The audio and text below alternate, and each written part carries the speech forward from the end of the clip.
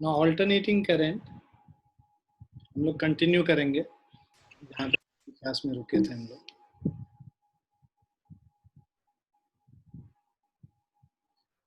Urjit, class exam खत्म नहीं हुआ तुम लोग का? सर हो गया। स्वप्ननील और सिद्धांत का है। सर पता नहीं। पार्टी करे से वाला हो रहा है क्या अभी? सर पता नहीं। हुआ कब खत्म, मंडे को या फिर फ्राइडे को ही? क्या है सर? एग्जाम कब खत्म हुआ है, फ्राइडे या मंडे? सर फ्राइडे हुआ। फ्राइडे को ही हो गया, तब तो पार्टी करे से भी खत्म हो चुका होगा, फिर क्या कर रहा है? एक साथ गायब। चल,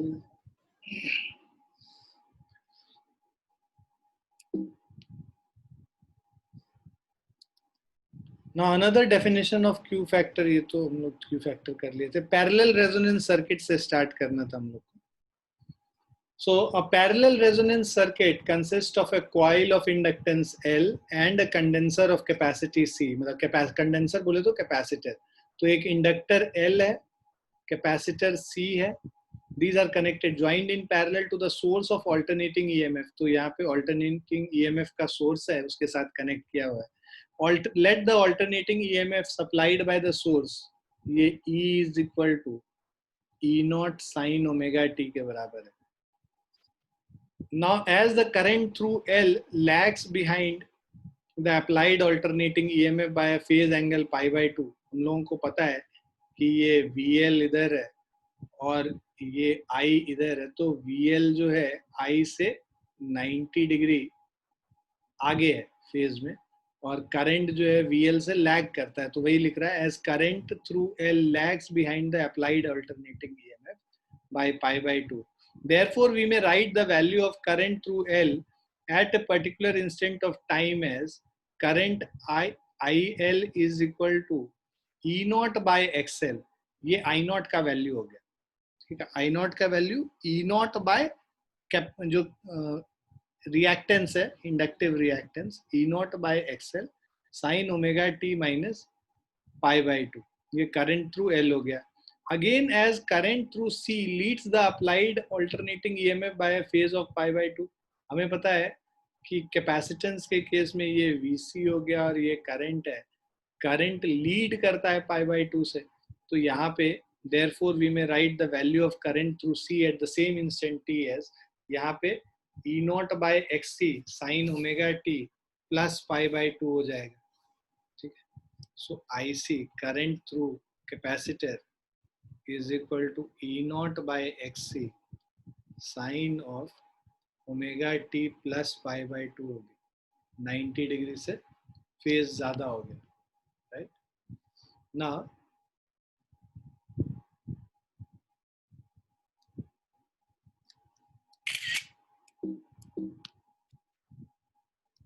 So ये दे रखा है IC is equal to E naught by XC sin omega t plus pi by 2। Because parallel circuit था तो टोटल करंट I क्या होगा, current in inductor plus current in capacitor.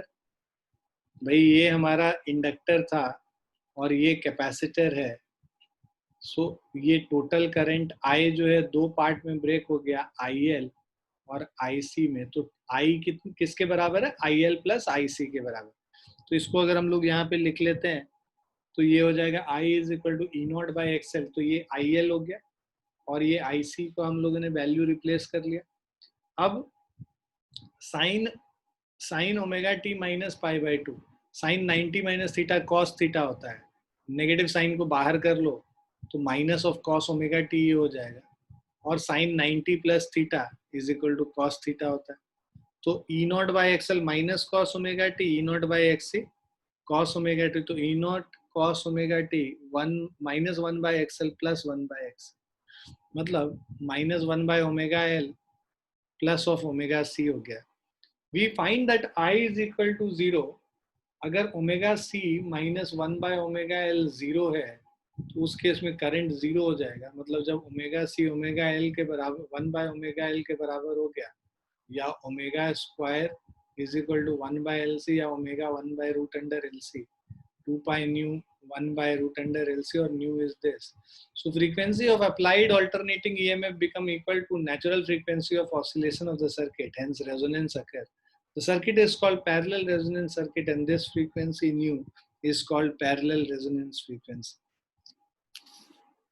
ठीक है, तो यहाँ पे जो हम लोग वैल्यू जो बनाएंगे, सो जहाँ पे रेजोनेंस कंडीशन आएगा, राइट, न्यू आर अगर हम लोग लिख रहे हैं, तो इस रेजोनेंस कंडीशन पे ये जो करंट का वैल्यू है वो 0 हो जाता है, I नॉट इज 0.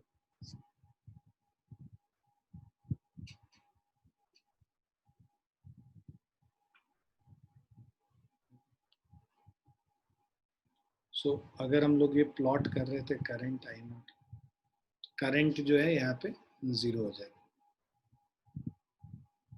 क्लियर है? Yes, sir.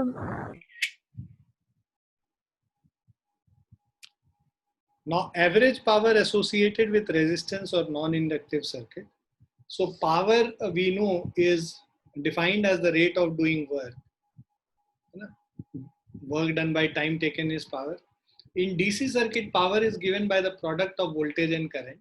ठीक है, DC circuit में हम लोग power को V into I करके लिख लेते हैं. However, in an AC circuit, value of voltage and current change every instant. ठीक है, therefore हर इंस्टेंट पे करंट और वोल्टेज चेंज करेगा, क्योंकि टाइम डिपेंडेंट यहाँ पे करंट और वोल्टेज होता है. तो यहाँ पे डायरेक्टली हम नहीं बोल सकते हैं वोल्टेज और करंट का प्रोडक्ट जो है ये पावर होगा. सो उस केस में, राइट, उस केस में power in an AC circuit at any instant is the product of instantaneous voltage and instantaneous current. In a pure resistance, the alternating current developed is in phase with the alternating voltage applied. Alternating current जो है alternating voltage से phase में है, एक ही phase में है दोनों, right? तो current जैसे जब voltage है अगर E is equal to E naught sin omega t, current क्या होगा I naught sin omega t के बराबर. इंस्टेंटेनियस पावर करेंगे, वोल्टेज और करंट को मल्टीप्लाई करेंगे, तो टी टाइम पे जो वोल्टेज और टी टाइम पे जो करंट है दोनों को मल्टीप्लाई कर लिया, E nought I nought sine square omega T हो गया. If the instantaneous power remains constant for a small time dt, then the small amount of work done in maintaining the current for a small time dt, dw is equal to e naught I naught sin square omega t dt. हमें पता है power, ये हम लोग क्या निकाल रहे हैं, इंस्टेंटेनियस पावर. पावर को हम लोग क्या लिख सकते हैं, dw by dt लिख सकते हैं. dt को इधर ले जाके मल्टीप्लाई कर लिया तो work done, small amount of work done dw है ना. dt टाइम में हम एज्यूम करते हैं कि ये पावर कांस्टेंट है dt टाइम में.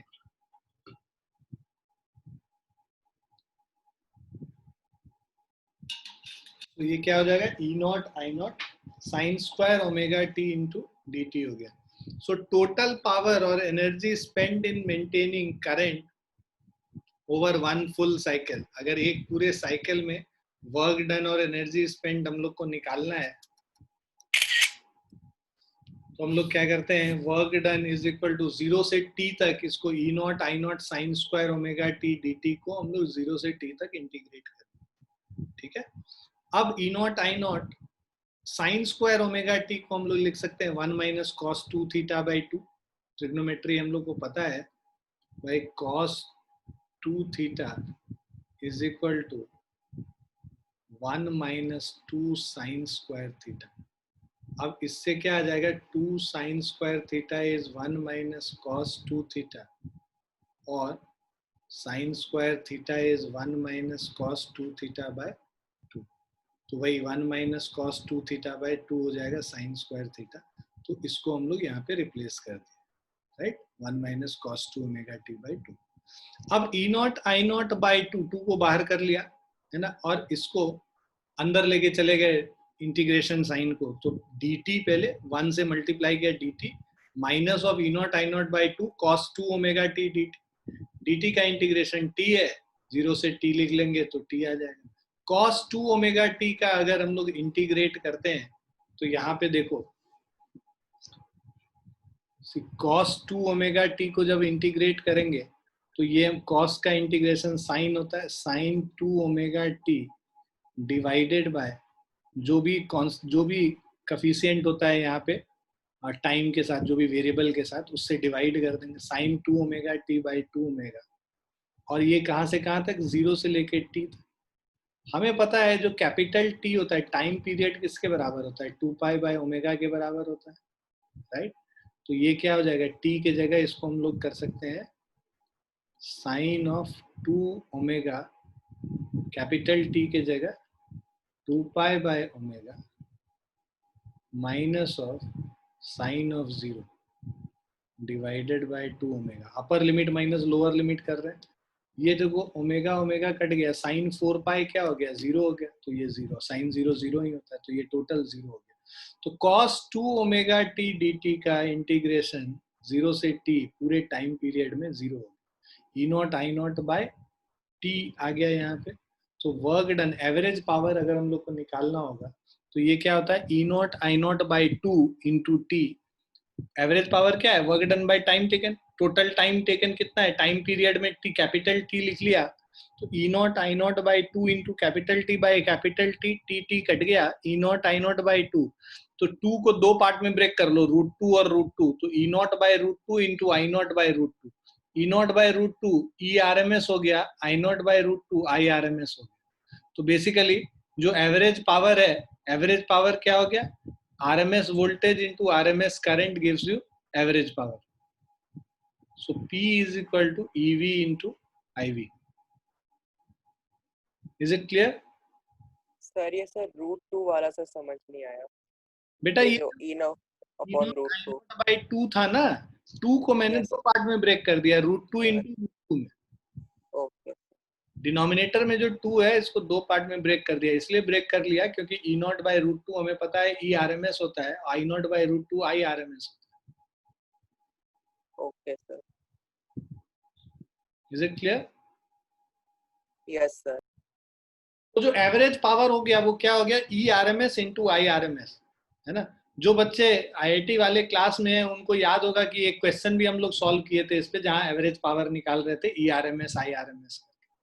So hence average power over a complete cycle of AC through resistor is the product of virtual voltage into virtual current. Clear है बच्चों? Yes, sir. यस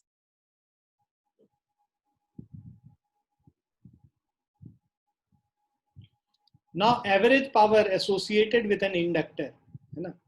अभी हम लोग ने जो एवरेज पावर देखा वो non inductive circuit, non inductive circuit मतलब रेजिस्टेंस बस है जिसमें, और इंडक्टेंस नहीं है, only resistance, purely resistive circuit मान सकते हैं नॉन इंडक्टिव सर्किट। तो एवरेज पावर इसका हम लोग निकाल लिए, ईवी इंटू आईवी होता है। अब average power associated with an inductor, एक इंडक्टर में एवरेज पावर कितना होगा वो निकालें अगर। सो when a source of AC is connected to an inductor L, current in it grows from 0 to maximum steady value I naught. An induced EMF develops in the inductor which opposes the growth of the current. So work done by the external source in building up current from 0 to I naught is half L I naught square. So energy stored जो होगा that is the work done basically. After the current in the inductor reaches its maximum value I naught, it falls from I naught to 0. The energy half L I naught square supplied by the current by the source during build up of current is returned back to the source during the fall of the current. Current जब gain होता है, जब rise करता है तब उसमें energy store होगा, और जब करंट फॉल करेगा तब उसका जो स्टोर्ड एनर्जी है वो वापस हमारे सोर्स पे चला जाएगा। Thus net power supplied by the source in a complete cycle is 0. मतलब एक पूरे साइकिल में जो नेट पावर होगा वो 0 हो जाएगा, ठीक है। मतलब जब तक करंट राइज करता है तब तक जो आएगा, तब तक जो एनर्जी स्टोर होगा वही एनर्जी वापस रिमूव हो जाता है जब करंट जो है वापस 0 पे आता है। उसको हम लोग मैथमेटिकली भी देख सकते हैं। So mathematically work done in one complete cycle, work done क्या हो जाएगा, current into voltage, instantaneous current into instantaneous voltage dt 0 से t, alternating voltage E0 sin omega t है, L है इंडक्टर, तो इसमें current lags behind the voltage by phase angle of pi by two. तो current क्या लिखेंगे, I nought sine omega T minus pi by two. Lag कर रहा है ना करंट, VL ऊपर के तरफ है और करंट इधर है, राइट. तो वोल्टेज जो है, करंट जो है वोल्टेज से पाई बाई टू एंगल से लैग कर रहा है. E nought sine omega T, I nought sine omega T minus pi by two. Sine 90 minus theta cos theta होता है, माइनस साइन को बाहर ले लेंगे तो माइनस कॉस थीटा हो जाएगा. अब ये जो वर्क डन होगा ये minus I nought cos omega T किसी इंस्टेंट पे, और ई जो है I nought E nought sine omega T, E I D T था, इसमें रिप्लेस कर लो तो minus E nought sine omega T into I nought cos omega T D T minus E nought I nought sine omega T cos omega T D T. ऊपर नीचे 2 से multiply और divide कर लो, ठीक है. So 2 sine omega T cos omega t sine 2 omega T हो गया, minus E nought I nought by 2 sine 2 omega T D t. तो sine 2 omega T D t का इंटीग्रेशन करोगे minus cos 2 omega T by 2 omega. Upper limit lower limit डाल दो तो minus minus ये क्या है कि इसको माइनस को बाहर ले लो, तो माइनस माइनस प्लस हो गया, cos 2 omega time upper limit time period t क्या होता है 2 पाई बाय ओमेगा होता है, minus lower limit cos of 0 हो गया. सो ये देखो ये ओमेगा ओमेगा कट गया, cos 4 पाई 1 हो गया, माइनस cos 0 ये भी 1 हो गया, 1 माइनस 1 क्या हो गया 0 हो गया. तो ये पूरा वैल्यू कितना आ गया 0 के बराबर आ गया. So thus average power over a complete cycle of an AC through an ideal inductor is always 0. एक आइडियल इंडक्टर के अक्रॉस एवरेज पावर अगर हम लोग निकालेंगे एक साइकिल में तो वो कितना आएगा 0 आएगा. So in fact energy is needed to build up current in L is returned back during the decay of current. ठीक है. तो जो एनर्जी बिल्डअप के समय यूज हुआ है, जो स्टोर हुआ है इंडक्टर में, is return back during the decay of the current. Clear है बच्चों?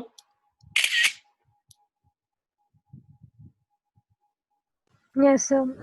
Yes, sir.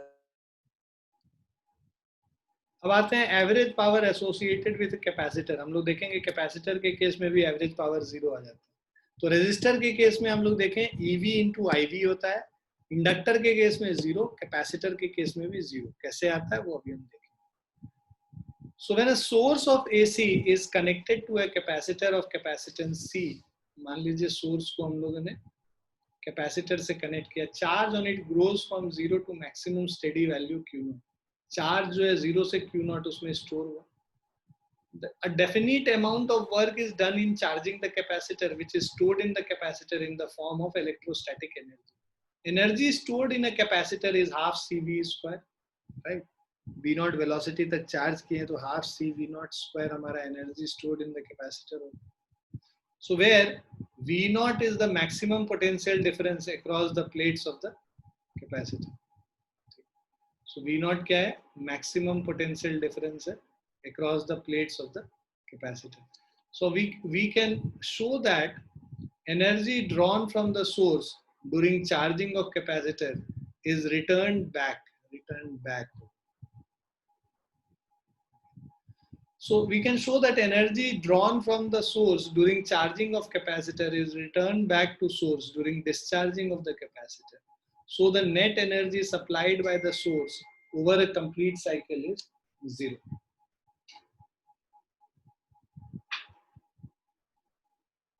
Mathematically, if alternating voltage applied is, alternating voltage जो हम लोग apply कर रहे हैं ये क्या हो गया E naught sin omega t, then through C as current leads the EMF by a phase angle of pi by 2, I is equal to I naught sin omega t plus pi by 2.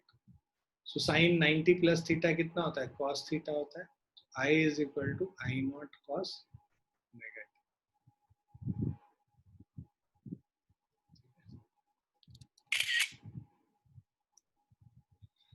So अब work done हम लोग निकालेंगे तो work done फिर से ई I D t करेंगे, E nought sine omega T I nought cos omega T, E nought I nought by 2 ऊपर नीचे 2 से अगर हम मल्टीप्लाई कर लेते हैं 2 sine omega T cos omega t होगा. साइन 2 ओमेगा टी के बराबर होगी, राइट।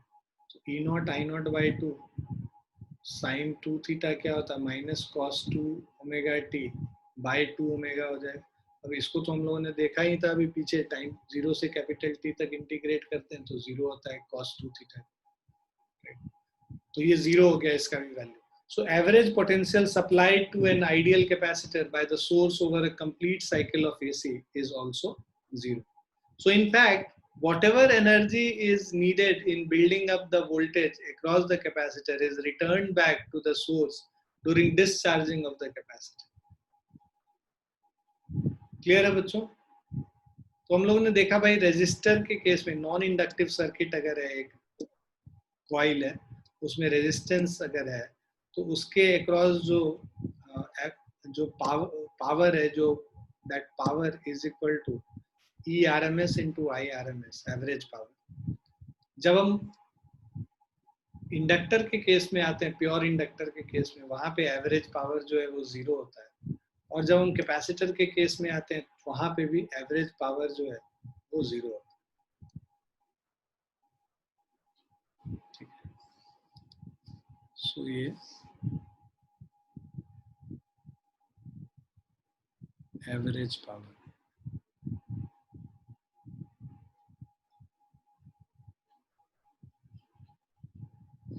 Okay.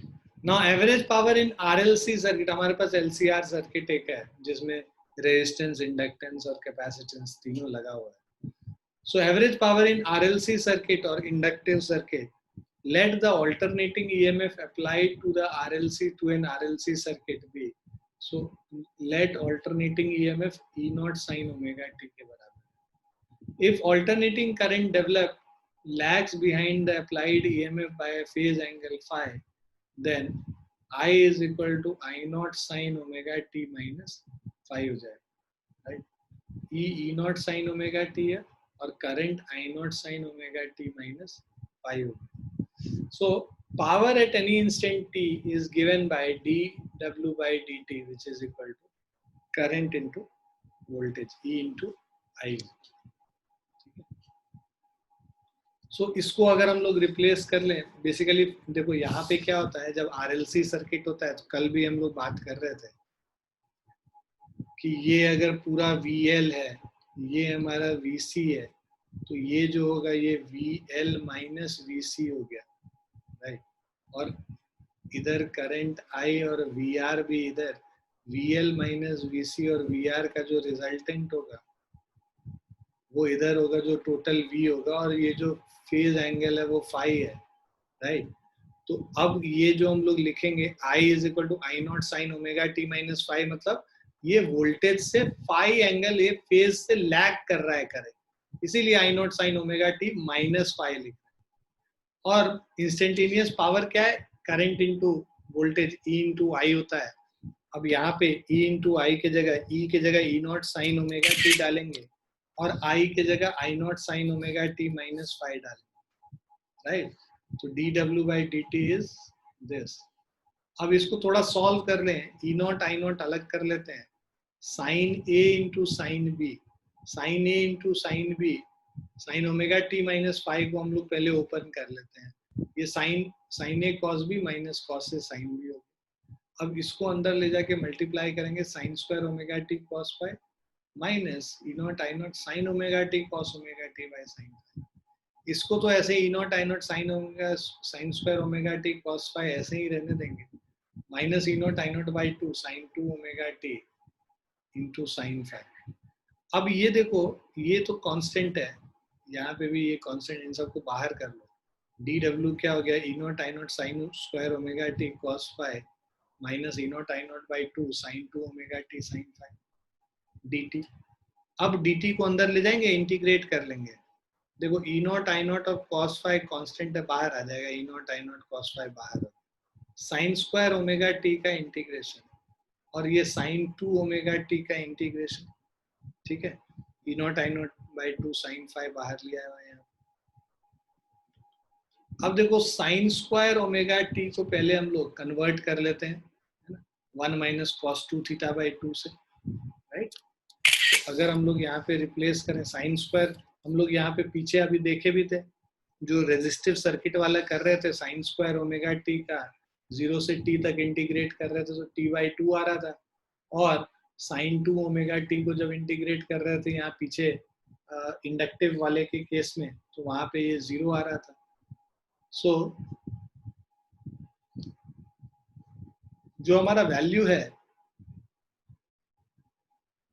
अगर यहाँ पर से वैल्यू डालोगे, देखो साइन स्क्वायर ओमेगा टी को हम लोग, और ये sine 2 omega T D T, ये अगर 0 हो गया तो ये तो पूरा ही टर्म 0 हो गया है ना, तो इसको ड्रॉप कर देंगे, बचा ये term E nought I nought cos phi sine square omega T D t. Sine square omega T D t t/2 है, E nought I nought cos phi into t/2 हम लोग सब्स्टिट्यूट कर लेते हैं. So this is the energy stored. Average power is energy stored by time. So W/T कर देंगे, E naught I naught cos phi upon T into T/2. T और T cancel हो गया. E naught I naught by 2 into cos phi. 2 को हम लोग क्या करते हैं, दो पार्ट में √2 में डिवाइड कर लेते हैं. E naught by √2 हमारा EV हो गया, I naught by √2 IV हो गया. So power P is equal to ERMS into IRMS into cos phi. So ये virtual voltage virtual current into cos phi. cos phi क्या होता है, इसको हम लोग पावर फैक्टर कहते हैं. So EV is equal to IV को हम लोग लिख सकते हैं EV upon Z, EV into EV, EV square by Z into cos phi.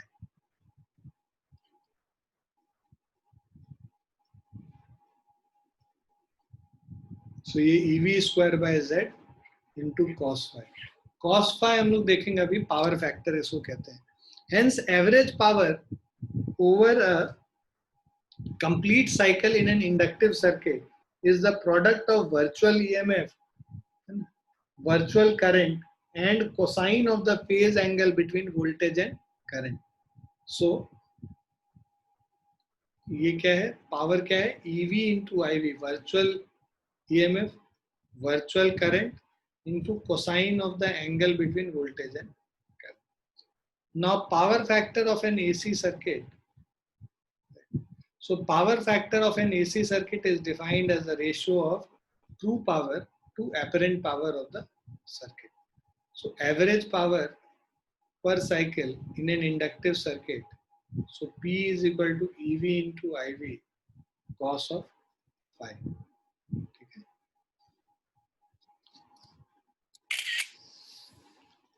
So average power है, तो अब जो हमारा ये पावर फैक्टर cos phi है, cos phi कह रहा है ratio of true power. True power क्या हो गया, EV IV cos phi, और एपरेंट पावर क्या हो गया, EV into IV. So EV IV cos phi by EV IV cut गया, cos phi के बराबर है, तो ये पावर फैक्टर होता है. सो देखो, here P is called the true power. True power EV, तो जो EV IV cos phi है, EV IV cos phi ये ट्रू पावर है. EV IV जो है, दिस इज एपरेंट पावर और virtual power. So power factor is true power bye apparent power. So true power bye apparent power मतलब EV IV cos phi divided by EV into IV. ये cancel हो गया, तो ये क्या बच गया, cos phi के बराबर बच गया. So power factor is equal to cos phi. cos phi हम लोग अगर वो डायग्राम हम लोग देखें,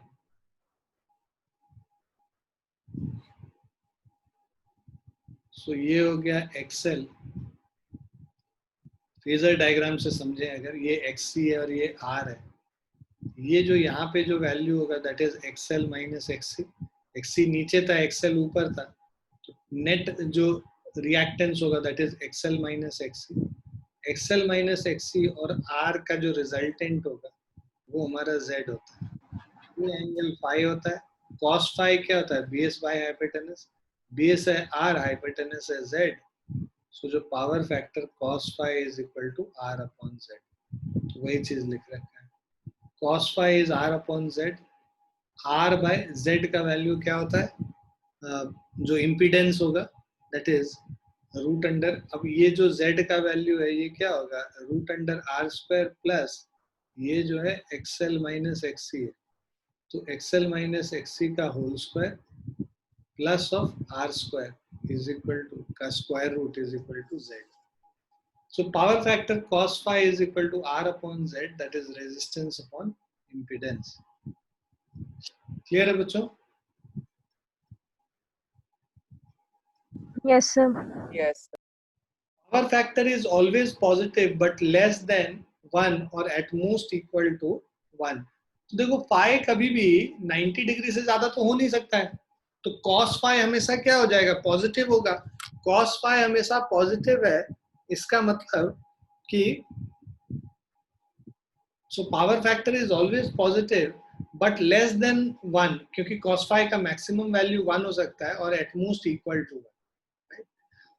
For circuit containing pure resistance, जब R बस है तो वहां पे phi क्या हो जाएगा, 0 हो जाएगा. जब प्योरली रेजिस्टिव सर्किट है, प्योरली रेजिस्टिव सर्किट, वहां पे VR और VI, so VR and I both are in phase, so वहां पे phi क्या होगा, 0 हो गया.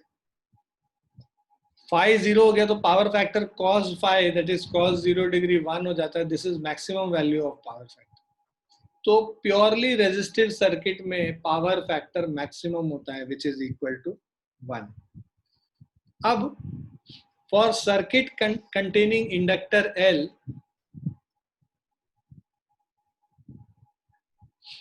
so for circuit containing inductor L only, power factor is equal to cos phi which is cos 90 degree. जब बस इंडक्टर होगा तब जो इनके बीच में जो phi एंगल है that is equal to 90 degree, जो वोल्टेज और करंट के बीच में है. तो उस केस में जो पावर फैक्टर निकालेंगे that is cos 90 which is 0. Similarly जब प्योर कैपेसिटर होता है, प्योर कैपेसिटर के केस में भी I और V के बीच में, VC और I के बीच में एंगल 90 डिग्री है. 90 डिग्री है, cos 90 करोगे तो वहां पे फिर से 0 आएगा. So average power consumed in pure inductor and ideal capacitor is 0. ये हम लोग देखे भी अभी पीछे, मैथमेटिकली हम लोगों ने निकाल के देखा भी कि एक साइकिल में average power is equal to 0. Okay.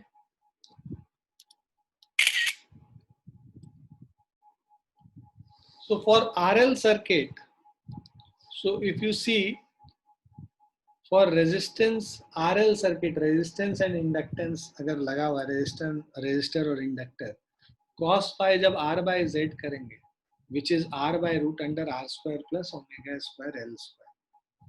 RC circuit में cos phi R by Z करेंगे, so this is R by root under R square plus 1 by omega square C square.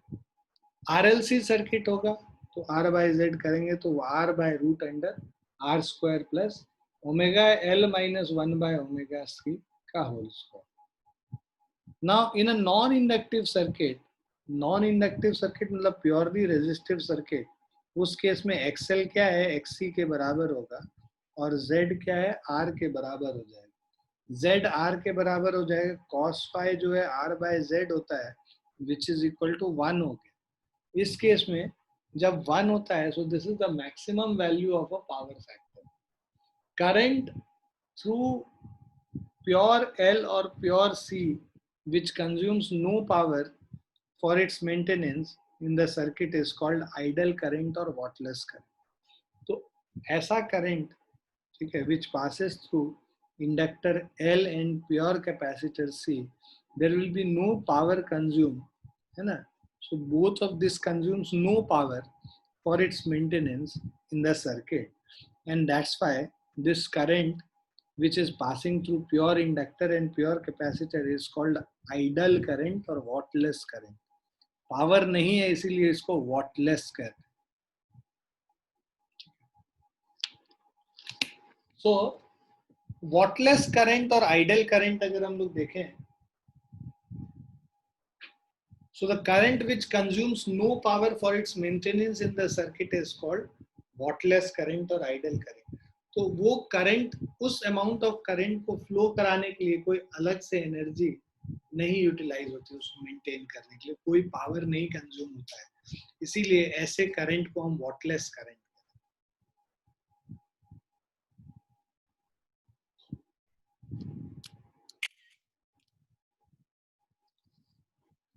Now we have proved that average power over a complete cycle in an inductive circuit is the product of virtual EMF, virtual current and cosine of the phase angle between the EMF. तो जो average power होता है वो E R M S into I R M S into cos of the angle between EV and IV, cos of phi. So in a particular circuit, suppose EV leads IV by a phase angle phi as shown in the figure. So IV can be resolved into two rectangular components. तो ये देखो यहाँ पे जैसे कोई तुमको दे रखा है कि ये जो EV है ये IV से कितने एंगल से लीड कर रहा है, फाई एंगल से लीड कर रहा है।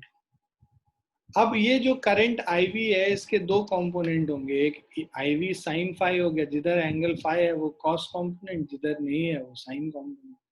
तो ये IV कॉस फाई और ये IV साइन फाई हो गया। IV कॉस फाई के वजह से तो पावर हो गए यहाँ पे EV into IV cos phi, ठीक है। So IV can be resolve into rectangular component, एक जो ये EV के अलोंग है और दूसरा जो EV के परपेंडिकुलर है। Thus IV is the vector sum of two perpendicular components. IV actually क्या है, IV cos phi और IV sin phi का वेक्टर सम है। As phase angle between EV and IV cos phi is 0, देखो EV और IV cos phi दोनों एक ही के अलोंग है, उधर फेज एंगल 0 है। So average power consumed per cycle in the circuit due to component IV cos phi की वजह से एवरेज पावर क्या निकलेगा, EV into IV cos phi into cos 0 degree.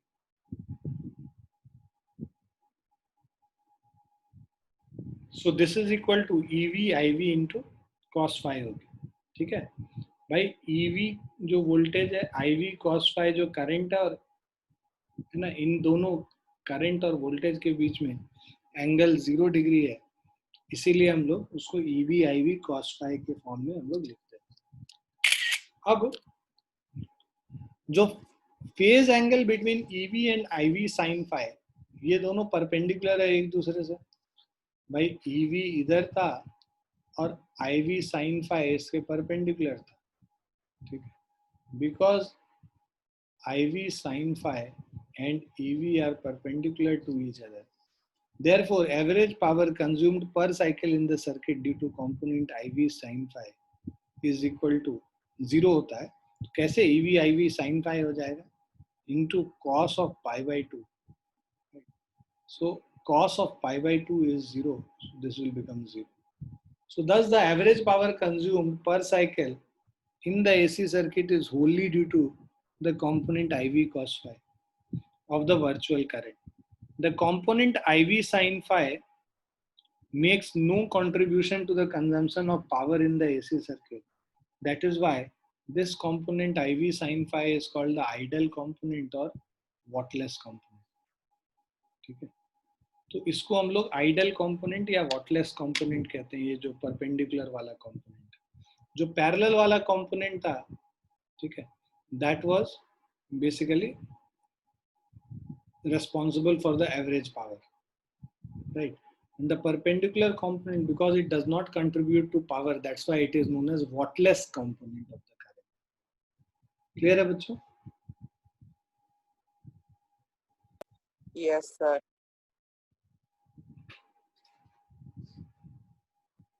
Just a second.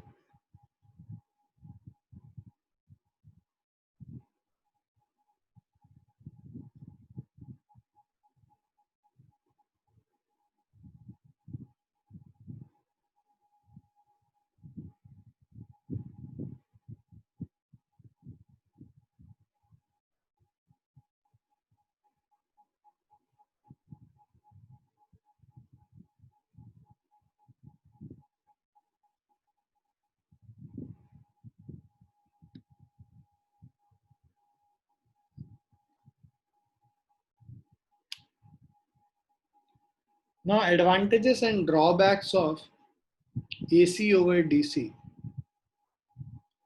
So, advantages of AC over DC. First is generation,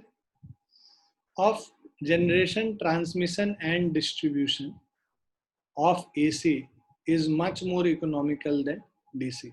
तो AC का generation, okay, right, AC का generation, उसका transmission, transmit करना, एक जहां से जनरेट कर रहे हैं जहां यूज कर रहे हैं उसके ट्रांसमिशन, और डिस्ट्रीब्यूशन जहां पे ट्रांसमिट करके जहां पहुंचा वहां पे हर एक घर में जो डिस्ट्रीब्यूशन है. तो ये जो जनरेशन, ट्रांसमिशन और डिस्ट्रीब्यूशन वाला जो प्रोसेस है एसी का, that is more economical as compared to DC.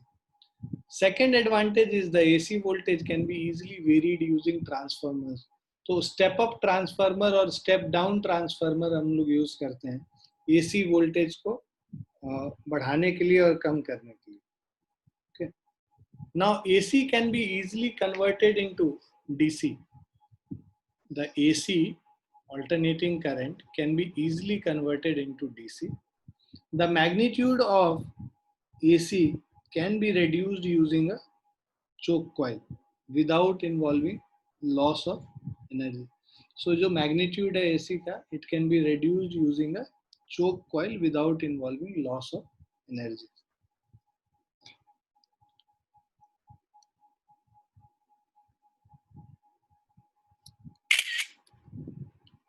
AC travels on the surface of the conductor. AC क्या है? कंडक्टर के सरफेस पे ट्रैवल करता है. Therefore, for long distance transmission of AC, we often save costly conducting materials using inner core of cheaper material. तो हम लोग क्या करते हैं, कंडक्टिंग जो कॉस्टली मटेरियल है उसको बाहर की तरफ यूज कर लेते हैं, है ना, और अंदर कोर के अंदर इसमें एक चीप मटेरियल भर लेते हैं.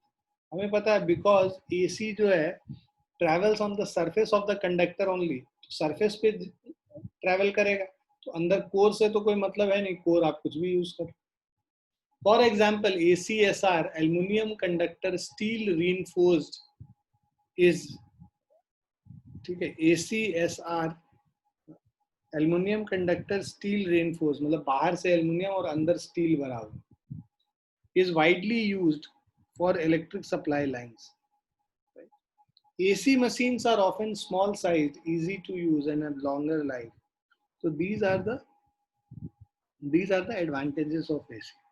Now, drawbacks of AC are, DC के comparison में drawback AC का क्या क्या है? पहला, AC is more dangerous to work. It is more dangerous to work with AC at high voltages.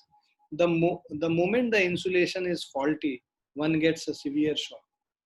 Second, there are certain phenomena like electroplating, electro-refining, electro-typing, etc., where AC cannot be used. In such cases, DC is needed. Electroplating, electro-refining और electro-typing, ये सारे phenomena में हम लोग DC current ही use करते हैं, AC current नहीं use होता. Now, third one is the AC is transmitted more from the surface of the conductor than from inside. Therefore, several fine insulated wires and not a single thick wire are required for transmission of AC. तो हम लोग क्या करते हैं, because ये surface में ही जाता है, ट्रैवल करता है, तो अगर हम लोग कोई सॉलिड कंडक्टर यूज करेंगे तो अंदर वाला तो पूरा वेस्ट हो गया, इसमें करंट पास ही नहीं कर रहा है. तो हम लोग क्या करते हैं, पतले पतले स्ट्रैंड्स को, ठीक है, पतले पतले स्ट्रैंड्स को हम लोग, आप कभी वायर को अगर आप बाहर का जो इंसुलेशन हटाओगे ना, तो पतले पतले वायर्स होते हैं जो आपस में ऐसे इंटरलीव्ड किए हुए रहते हैं. देखा है ना आप लोगों ने? Yes, sir. वो जो इंटरलीविंग है पतले पतले स्ट्रैंड्स ऑफ वायर्स की, that is because of this. Surface पे जा रहा है, सरफेस एरिया बढ़ जाएगा, जितना पतला आप वायर करते जाओगे सरफेस एरिया उतना ज्यादा बढ़ जाता है, और सरफेस एरिया बढ़ जाता है और सरफेस पे ट्रैवल करता है, तो each of these strand will carry the AC current, है ना, जो कि एक अगर हम लोग मोटा वायर लेते तो उसके पास सरफेस पे जाता तो उतना ज्यादा करंट पास नहीं करता. यहाँ पे करंट बहुत ज्यादा पास करता है क्योंकि हर स्ट्रैंड के थ्रू करंट पास करेगा, तो इसीलिए करंट का वैल्यू यहाँ पे इंक्रीज कर रहा है. तो ड्रॉबैक ऑफ AC है ये भी बेसिकली. क्लियर है बच्चों? Yes, sir. So that's it in this chapter. अब इसके बाद इस चैप्टर का जो अगला वाला है, जो हम लोग न्यूमेरिकल्स कुछ करेंगे अगली क्लास में, और देन वी कैन स्टार्ट आगे इलेक्ट्रोमैग्नेटिक वेव्स स्टार्ट करेंगे. ईएम वेव्स पहले कर लेंगे और फिर ऑप्टिक्स स्टार्ट कर सकते. ठीक है बच्चों?